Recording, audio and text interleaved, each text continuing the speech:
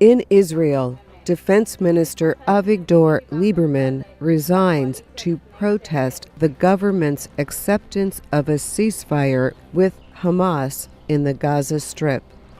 British Prime Minister Theresa May says her cabinet has accepted a proposed agreement on Britain's withdrawal from the European Union.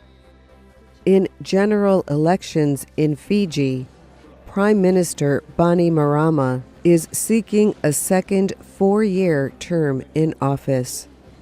And at least 50 people are confirmed dead from wildfires in the western American state of California. Hundreds of people are reported missing,